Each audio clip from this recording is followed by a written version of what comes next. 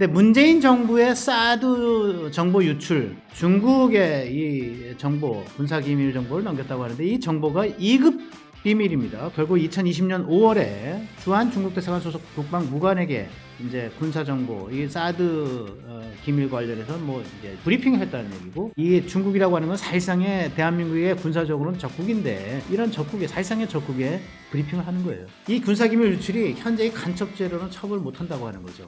군사기밀보호법상 군사기밀 유출로 처벌할 수밖에 없다. 그런데 말입니다. 국회 법사위 법안심사 제1심사소위가 간첩죄 적용 범위를 확대합니다. 적국에서 외국으로 확대하는 이것이 지금 처리가 됐어요. 법사위 전체 회의를 넘어가면 국회 본회의에 상정되면 이제 전체가 통과가 되면 일만 남은 거예요. 이 개정될 형법으로 보면 문재인 정권의 중국으로의 이 군사기밀 2급 군사기밀 유출 행위, 브리핑 행위는 간첩죄입니다. 뭐 빼도 박도 못하는 간첩죄예요.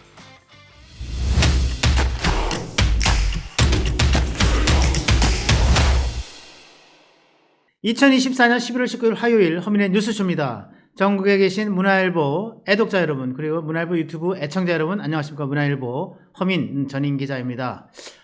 뭐 날씨가 좋아졌나 했는데 갑자기 또 추워졌어요. 정말 하하동동, 긴 여름에 긴 겨울, 짧은 봄에 짧은 가을. 정말 그 말이 실감이 납니다. 여러분, 비록 짧은 가을이지만 다 지나가기 전에 이 가을의 정치 만끽하시고 또 건강 유의하시기 바랍니다. 네, 오늘 저와 함께 나눌 주제는 문재인 정부의 사드 유출입니다. 정말 기가 막힌 일이죠. 시작하기 전에 구독, 좋아요, 그리고 알림 설정 부탁을 드리겠습니다. 근데 문재인 정부의 사드 정보 유출, 이게 참 사드 관련 군사 기밀을 이게 사드 배치하는 그 무렵에, 그리고 또 이제 여러 가지 이제 상황이 추가 배치할 때 등등 해서 중국의 이 정보, 군사 기밀 정보를 넘겼다고 하는데 이 정보가 2급 비밀입니다. 군사 기밀이. 이게 아직은 이제 군사 기밀 유출법 뭐 이런 것들에 저촉을 받고 형법에 저촉을 받는데, 그런데 사실은 이게 지금의 이제 형법이 개정돼가지고 간첩죄가 확대돼서 지금 국내로만, 적국으로만 이제 제한이 되어 있는데, 이 간첩죄 대상을 적국에서 외국으로 확대하게 되면 이거는 여지없는 간첩죄인 거죠. 문재인 정권의 간첩죄, 정말 심각한 사태 아니겠습니까? 충격적인 사태죠. 이 소식 여러분과 함께 알아보겠습니다. 발단이 이제 감사원 감사인데요. 감사가 시작이 된 것이 지난해 7월입니다. 1년 지금부터 한 4개월 전인데요. 대한민국 수호 예비역 장성단이라고 있습니다. 뭐 제한군인하고는 또 다른 조직이죠. 이건 이제 예비역 장성들만 모여있는 그 모임인데, 그 문재인 정부가 2019년 12월 여기 뭐 특정했습니다만 시기가, 사실은 이제 나중에 밝혀진 거는 지금 의혹으로 되어 있는 거는 이뿐만 아니라 그 전에 그 이후에도 이제 여러 차례에 걸쳐서 군사기밀이 넘어갔다라고 하는 것으로 되어 있는데, 사드 정식 배치를 위한 환경영향평가를 의도적으로 지연시킨 의혹이 있다. 이래서 이제 감사 청구를 했던 건이 있어요. 그래서 이 감사원이 그러니까 이 정부부처, 외교부 뭐 등등 해서 정부부처 등등 12개 기관의 감사를 이제 벌여와서 이번에 이제 감사를 일단락하고 여기서 이제 군사기밀이 유출된 의혹이 있다고 해서 검찰에 넘긴 사건입니다. 결국 2020년 5월에 문재인 정권의 이제 임기 중반쯤 되겠죠. 18년 5월에 출범을 했으니까 2020년 5월 딱 만 2년이 지난 시점이네요. 주한 중국 대사관 소속 국방무관에게 이제 군사 정보, 이게 사드 기밀 관련해서 뭐 이제 브리핑을 했다는 얘기고, 그 이전에도 문재인 정부가 방중하기 전에 뭔가 유출한 의혹이 있다, 이런 내용이 되어 있고요.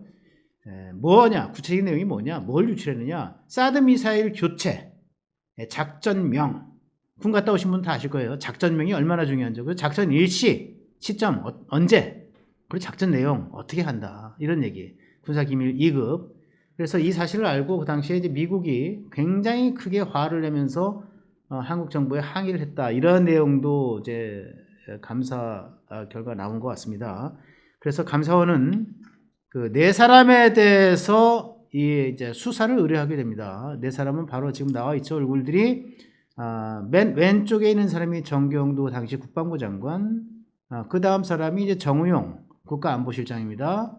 네, 북한 김정은이 뭐 비핵화할 의지가 있다, 핵을 철폐할 의지가 있다, 그래가지고 말도 안 되는 얘기를 지어내가지고 그거를 결국 저기 미국까지 가서 트럼프 대통령한테 뭐 그런 식으로 얘기를 해서 트럼프 대통령은 하여금 북미 회담에 미북 회담에 나서게 만들었던 장본인 정의용 국가안보실장, 그리고 그 왼쪽에 서주석이네요. 국가안보실 1차장을 지낸 인물 당시.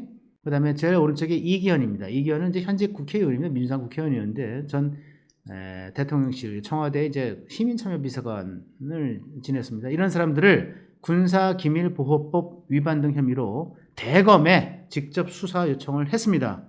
자, 사드 배치와 관련돼서 여러분 이제 또 기억이 가물가물하신 분이 계실 테니까 기억을 좀 되살려주는 의미에서 굉장히 중요한 사안이니까요. 여러분 사드 배치 일지를 한번 알아보겠습니다. 2016년 7월에 사드 미사일 체계를 이제 한국에 배치하겠다. 미국 정부가, 미국 군이 결정을 합니다.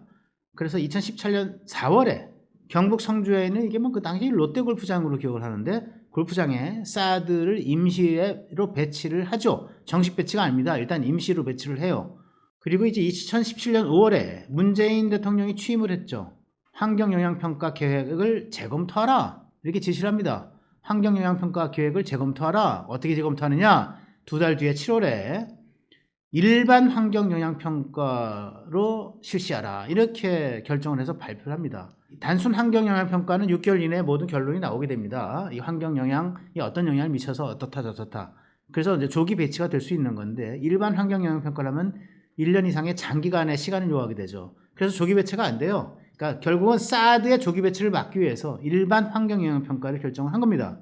그리고 나서 2017년 10월에 한국과 중국의 이제 국가안보실 레벨에서 이제 차관 복급인데 안보실 레벨에서 서로 만나가지고 그 문재인 정부의 사드에 대한 입장을 교환하는데 이것과 관련한 국회 질의가 있어서 거기서 강경화 외교부 장관이 국회에서 발언을 하면서 3불 원칙에 대해서 설명을 합니다. 이 3불 원칙이라고 하는 게 첫 번째, 사드는 지금 일단 임시로 배치되어 있지만 그러나 이제 사드를 이제 추가 배치하지 않겠다라고 하는 게 첫 번째 원칙. 자, 두 번째, 중국의 미사일 공격이나 이런 것들에 대비해서 한국이 미국의 미사일 방어망 MD라 그러죠.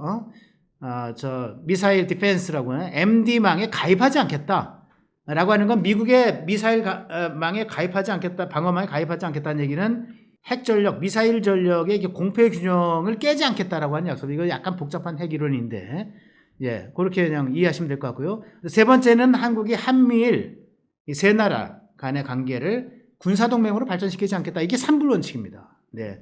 나중에는 거기서 일한, 그래가지고 뭐냐면 이제 현재 배치되어 있는 사드의 운영도 제한적으로 하겠다. 운영에 제한을 가하겠다. 그래서 3불 1한으로 발전이 되는데, 이렇게 해서 3불 1한 원칙이 이제 국회에서 말하자면 1000명이 돼요. 1000명이 되고 나서 그리고 나서 2017년부터 22년까지 5년 동안 내내 이 문정부의 환경영향평가가 이루어지지 않습니다. 일단은 평가협의회가 구성이 되는데 구성이 되질 않아요. 그 중간에 2019년 2월에 주한미군은 환경영향평가 사업계획서를 제출합니다. 그러나 무시되죠. 환경영향평가 사업계획서를 제출한 다음 날 문정부가 중국 정부의 이 관련 사항을 설명한 의혹이 있다. 이렇게 되어 있습니다. 감사원 감사에.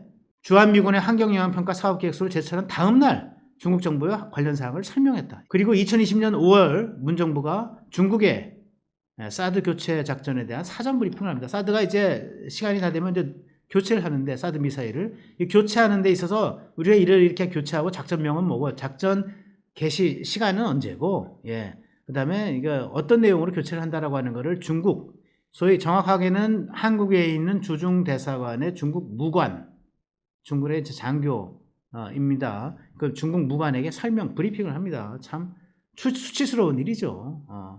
더군다나 이 중국이라고 하는 건 사실상의 대한민국의 군사적으로는 적국인데, 적국 아닙니까? 북중 혈맹이라고 하는데 북한과 동맹을 맺고 있는 상태고, 한국의 전쟁이 나면, 한반도 전쟁이 나면 북한을 도왔었고, 사실상 또 사실상이 아니라 실제로 도와서 인해 전술로 도와서 어마어마한 인명을 낼 정도로, 사상을 낼 정도로 도왔었고, 한국의 적국인데 이런 적국의, 사실상의 적국에 브리핑을 하는 거예요. 군사기밀을. 그 사전 설명에는 2급 비밀에 해당되는 군사작전 내용이 포함되어 있다는 사실을 제가 아까 말씀을 드렸고요. 어쨌든 문제는 문 정권의 이 군사기밀 유출, 이 군사기밀 유출이 현재 의 간첩죄로는 처벌을 못한다고 하는 거죠. 자, 법정을 한번 보겠습니다. 형법 제98조 간첩죄 조항인데요. 적국을 위하여 간첩하거나 적국의 간첩을 방조한 자는 사형 셉니다. 무기 또는 7년 이상의 징역에 처한다. 그리고 군사상의 기밀을 적국에 누설한 자도 전항에 한과 같다. 사형, 무기 또는 7년 이상의 징역이라고 하는 얘기죠. 자, 지금 문제는 지금의 간첩죄는 적국이라 되지 않았습니까? 적국에만 해당해요. 이 적국이라고 하는 건 대한민국의 형법 체계에서는 북한만 의미합니다. 그래서 처벌할 수 없는 거예요, 간첩죄로. 그럼 뭘 처벌하느냐? 다시 법조문을 볼게요. 군사기밀보호법 제13조 업무상 군사기밀 누설인데, 업무상 군사기밀을 취급하는 사람 또는 취급했던 사람이 그 업무상 알게 되거나 그 전무한 군사기밀을 타인에게 누설한 경우 3년 이상의 유기징역에 처한다. 그리고 이제 15조 외국 또는 외국인을 위하여 그 앞에 설명한 그 규정의 죄를 범한 경우에는 그 죄에 해당하는 형의 2분의 1까지 가중 처벌한다. 절반가량을 더 처벌할 수 있다. 이런 얘기죠. 그래서 지금으로서는 문 정권의 이 군사기밀 유출, 중국 정부에 브리핑하고 사전 군사기밀을 2급 정보를 유출한 이 간첩죄에 해당하는 이거를 지금의 형법에서는 간첩죄로 처벌을 못하고 뭐냐?